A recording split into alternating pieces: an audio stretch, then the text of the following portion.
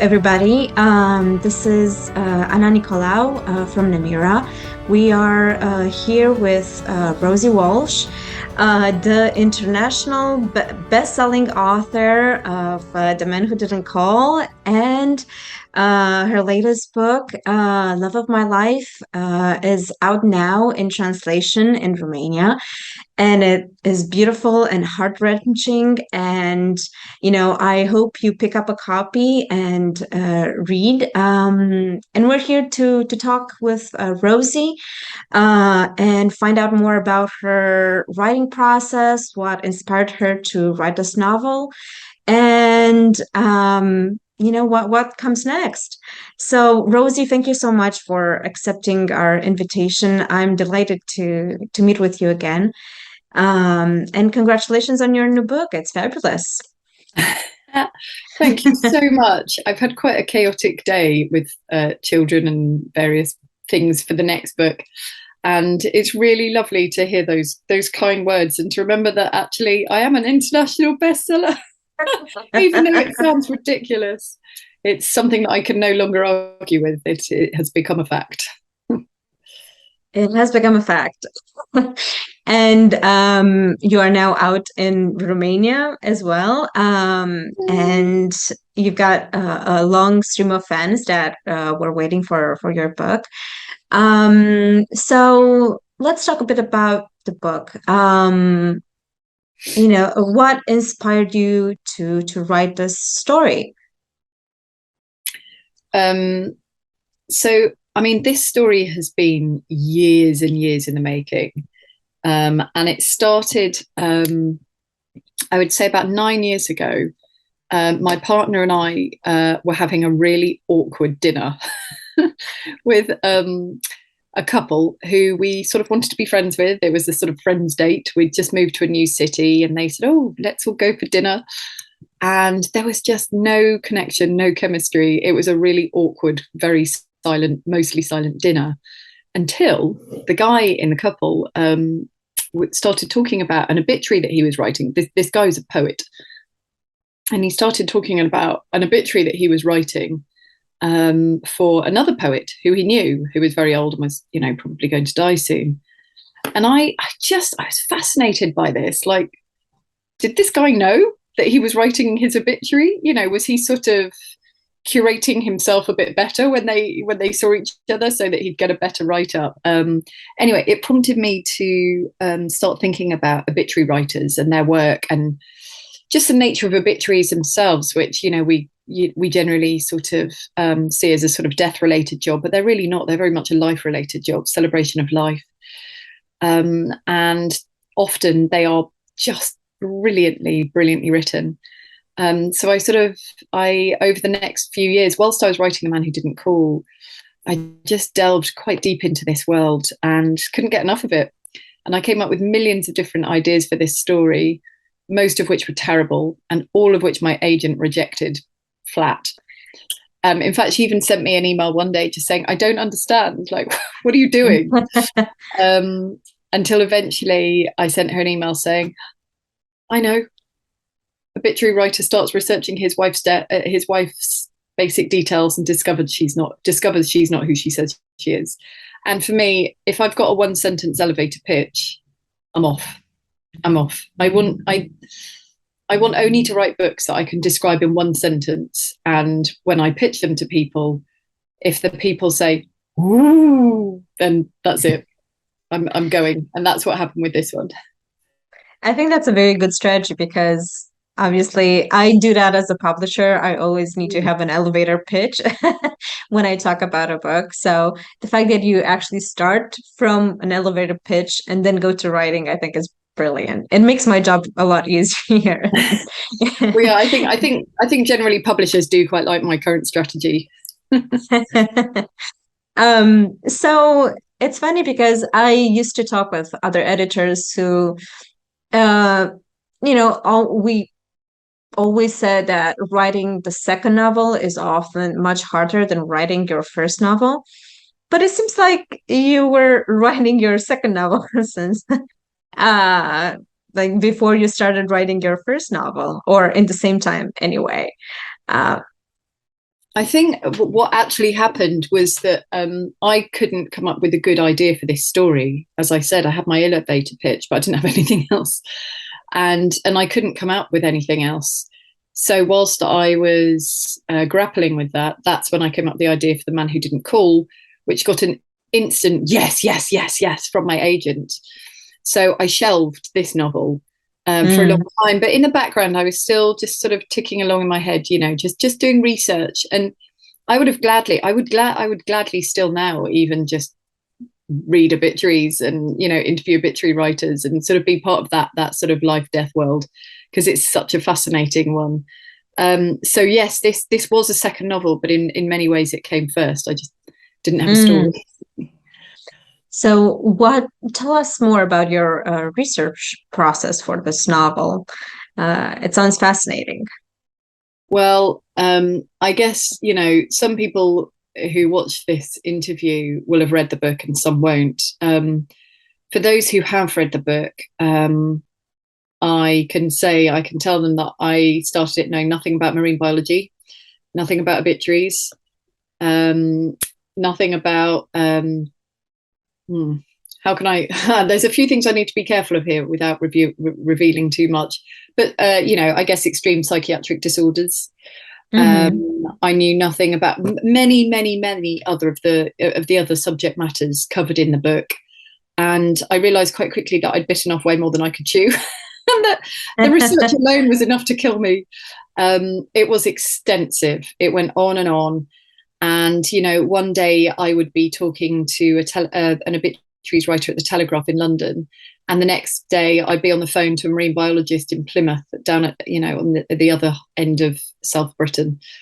And, you know, and I would often go and spend days with these people in their habitats, and they would often apologize to me for how boring it was. And it was really hard for me to convey to them how fascinating it was, even when they were sitting there on their computers not talking, just the detail of their environments and just the way they approach things and the tiny comments that, you know, just these gems with, you know, when I was in the Telegraph offices one day, they were talking about some guy who'd, not that I condone this, but he had shot some kind of a deer or something and had it on his estate. He was some very rich British aristocrat. He'd shot it dead, stuffed it, and then had it mounted on the bonnet of his car. So he would just drive around town with this massive taxidermy deer. And they were just sort of talking very matter-of-factly about this guy. And I was just like, what's happening? What? I don't hear about this kind of thing in my life. So actually, even what for them was a really boring day without crazy deadlines and, you know, adrenalized, feverish atmosphere was to me absolutely fascinating. And for me as a writer, and I hope this is something that spills through to my readers, is my love of detail, wherever I am, whatever the setting, even if it's just two people talking in a room. You know, my writer's eye just falls on the things in the room, and, you know, just the way somebody might be holding a cup or something. So even when they were doing nothing at all, there was material for me. I think that's the best thing about you know, being a writer, this whole process of research and the way you manage to like peek into different worlds as you're doing that. In some ways, I mean, I think it's something that we joke as well as publishers that, you know, no day is the same as, you know, the rest. So that makes, you know, things very exciting. I have to say, I loved the fact that Emma was a marine biologist, an idea that I, at some point, fancied as well. So it's the whole fascination about, you know, the sea and creatures in the sea. But I'm curious, how did you choose their occupation? I mean, I understand the obituary writer, Leo, you know, that came first in a way. But why a marine biologist? There's a very straightforward answer to that, and it's a selfish one. I wanted to spend time on the British coastline. I think because when I was writing The Man Who Didn't Call, which for people who haven't read that novel, is set in an incredibly beautiful, very small valley in the Cotswolds in the UK, which is a sort of area of outstanding natural beauty. I visited that valley probably 30 times whilst I was writing the book. And sometimes I would go quite literally to smell the air in September, even, so I could set the scene properly and, you know, with meaning. And I so loved that. I so loved writing about nature, you know, the sort of the natural world in which these two people, Sarah and Eddie, in that novel lived, was so much a part of the story as to almost become a third character. And I wanted to do that again, but completely differently. I didn't want to try and recreate anything that I'd done in the first book. And I just immediately thought, coast, British coast, that's what I want. And so it was just sort of quite obvious. I mean, for a while I thought about ornithology, you know, birds. And I did think about sort of, you know, grass and meadowlands near the coast. But actually, really, as soon as I read about intertidal ecology, which is what Emma does, which it's the area, I'm sure you know, but it's the area which when it's high tide, it's the area that's completely submerged, but when it's low tide, it's the area that's exposed. So all those incredible creatures and plants that can live in both habitats without trouble. As soon as I started reading about that, I was absolutely hooked. And as soon as I started talking to marine biologists, I was even more hooked, even though I couldn't really understand a word they were saying. And I was always saying, oh, would you mind just trying to explain that in layman's terms? And they try and rephrase, but actually they couldn't, because there are no layman's terms in science. They can't dumb it down or simplify it any further. So sometimes I would just have to literally borrow words that they'd used without really understanding what I was saying and hope for the best. But I did have a marine biologist, a very prominent one, read the entire novel, and he gave me some feedback, but it looks like my research did me well. He didn't have too many problems, luckily. Yeah, I loved her perspective and the way the book starts. You know, it's so atmospheric. You know, I could picture myself on the coastline. It was really beautiful. Yeah, I think our readers are going to love Emma and, you know, be fascinated by that perspective. So let's talk a bit about the characters. You know, what binds Leo and Emma together? It's a really interesting question. Somebody asked me this a few months ago, and I struggled to answer it actually, partly because there's a lot in the story that it would be pointless to give away to people who haven't read it. But I think for both of them, their lives have been shaped in very different ways by loss. But what's strange is that they don't actually know that. So it's interesting that they should sort of, I feel that when they meet each other, I wrote a scene actually quite late on in the process of this novel where I described actually one of their very earliest dates in sort of East London in sort of a quite nasty pub and then nightclub. And it just felt so natural that they had this intense sense of belonging when they were with each other in lives where they had not otherwise felt that they belonged. And the reasons for both of them having this profound sense of non-belonging, you know, does eventually get revealed as the narrative wears on. But obviously at the beginning, readers can't know that. So, you know, it was my job to paint a picture of a couple who deeply love each other and about whom we as readers deeply care. Because, you know, very early in the novel, it's not a spoiler to say that very early in the novel, you know, we discover that Emma has been lying to Leo about every single part of her life, really, including her real name. So, you know, once we start to realise that that's going on, I think we need to really already be invested in them and really care about them and want to find a way for them to survive, and to also really love Emma as well, to be able to forgive her for, you know, this fairly appalling decision process that she has gone down in their relationship. So a lot of their relationship I've had to write without the readers knowing what the backstory is and why they are so deeply bound together, without explaining until a lot later. But feedback from readers suggests that they did really invest in them from the beginning. I'm sure there'll be plenty of people who would disagree, but the feedback that I've heard and read has said that. Yeah, I think it's a very tough I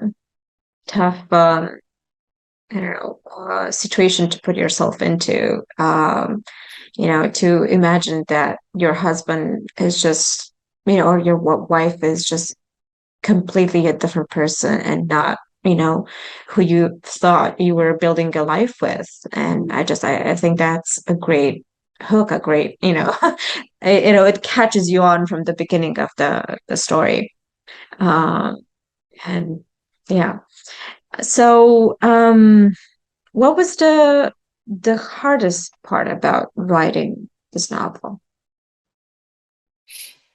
Oh gosh, where would I begin? All of it. I think the hardest part. There are so many. This novel was incredibly difficult to write, and I've been very honest in interviews about this because I think it's important for people to know that yes, I've been incredibly lucky with success with this book and the last, but doesn't mean it's been plain sailing. And I think it's important for me, to be honest with people about how hard writing can be at times, even if the signs of the claw marks and the signs of struggle don't exist in a finished manuscript. There were many tricky things. One, that my son was 5 months old when I started it. And then whilst I was writing it, I had a second child as well, a couple of years later. Two, I also got incredibly ill. Very surprisingly, I had meningitis twice in a year. That was strange. Three, the success of The Man Who Didn't Call took me completely by surprise. I hadn't expected even a fraction of it. And suddenly, just the weight of expectation I put on myself, and I must stress that I put on myself, no one else, was paralyzing. I had just days, weeks, months where I just didn't know what to do, because I just felt this story could never stand up to its predecessor. Problem number 5 was COVID, which swept in towards the end in the editing process and made it nightmarish, because I was also about to have a baby. And then problem number 6, I may have missed out may have added in a problem there, was I just didn't have a clear storyline. I had an elevator pitch, and the deeper I got into the writing of this, the more I realized it was a really complicated story. And I had endless brainstorms on Zoom with other writers, with my agent, with my editors, with my writing partner. That poor woman, she just spent so much time on Skype with me figuring out my plot problems. I mean, I'm hoping we figured out hers as well. But there were a lot of things that made it difficult. And at times I was just ready to give up. So many people said, I think probably you should this isn't the right book. It's time to stop and try something else. So I'm sort of glad I did, because I would still be writing the next one otherwise, and that would not have felt good either. So what got you through to the end? What a great question. Support, particularly my writing partner. There was a small bunch of people who just believed in this novel completely from the very beginning. My American agent, my British agent, my writing partner, and a tiny handful of writer friends. They really, really, really believed in it, and told me every time I spoke to them, often tearfully, saying, I don't think this book is going to work. They argued with me and said, no, you cannot give up. Emma and Leo are magic. And I think it was the fact that everyone believed so wholeheartedly in Emma and Leo, that I was willing to keep on trying. But there were many, many days where I was just like, this is just impossible. I just cannot do this. It's pointless. Well, I'm very glad you did. And I'm very glad this book is out, and it was a New York Times, bestseller. And, I think it's brilliant, and readers love it. And I'm sure our Romanian readers love it as well. So Oops, I'm glad you pushed it into the world. And thank you. And just, to wrap things up, do you have a message for your readers in Romania? I do, and that is thank you. Somebody asked me just before I came upstairs to do this interview. I said what I was doing, and she said, "Oh my gosh, how does it feel knowing that your book's being published in Romania?" And I was like, absolutely insane. It just feels crazy. A country that I've never visited, that I've heard a lot about and, read about and seen on television, this country on the other side of Europe. There's all these people that I will never meet who will be sitting down for an evening knowing that, or hoping that this book will, just take them out of their lives and into the window of someone else's life. There is no magic like it. So I really, really am grateful to anyone who's bought the book, and I hope you enjoy it. Thank you so much, Rosie Walsh, and we hope that the readers will enjoy your book. And you have a standing invitation to come and visit Romania whenever your program or your schedule allows it. So thank you again. All right. Thank you. Bye.